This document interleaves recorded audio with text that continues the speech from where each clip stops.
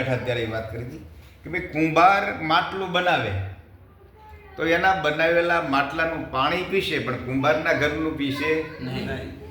બરોબર. ભરવાડ દૂધ દોશે ગાયનું ભેંસનું, એનું દોયેલું દૂધ પીશે પણ એના ઘરનું પીશે નકર એના જ માટલામાં કે એના વાસણમાં દોયેલું હોય એ દૂધ ફાવે ને.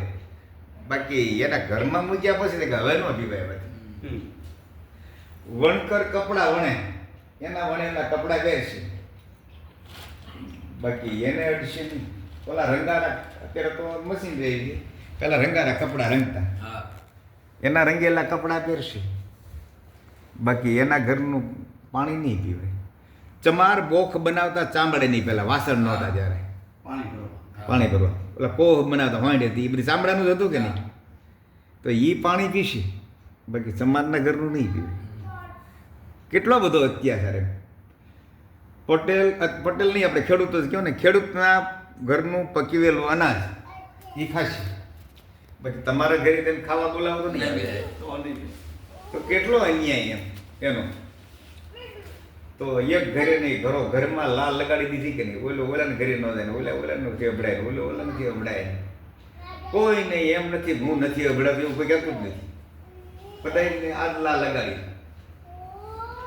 હે ઊંચ નીચ ની બાંધી એવી ગાંઠડી,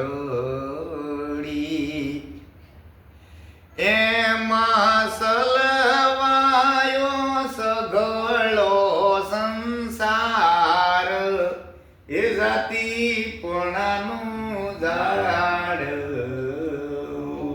ઓલે હું એનાથી ઊંચો, તે ઓલે બીજો મળે હું એનાથી ઊંચો, તે ત્રીજો મળે હું એનાથી ઊંચો. આખી જગતમાં ઊંચ ને નીચ, ઊંચ ને નીચ ને એવી મોટી ગાંઠ વાળી દીધી છે ને, આખી જગત એમાં હલવાઈ ગઈ, કોઈ બાકી રહ્યું નથી. હે દેવના નામે એ દુરી જન દાજતા, એ વાડા બાંધીને નોખી કરે નાચ, હે જાતિપણાનું ઝાડ.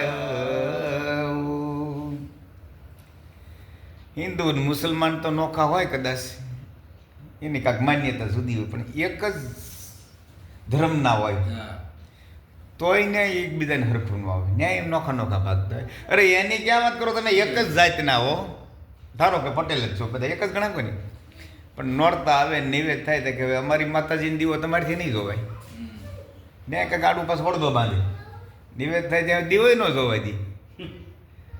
એટલે આને કોઈ ધર્મ કહેવાય?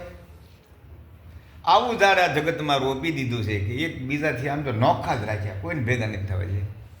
અરે એક કુટુંબના જ હોય પણ માતાના મઢ નોખા પડે ને, તે ઓલા મઢવાળો ઓલા ઘરે ન જાય ને ઓલા મઢવાળો ઓલા ત્યાં ન જાય, થાય છે કે નહીં?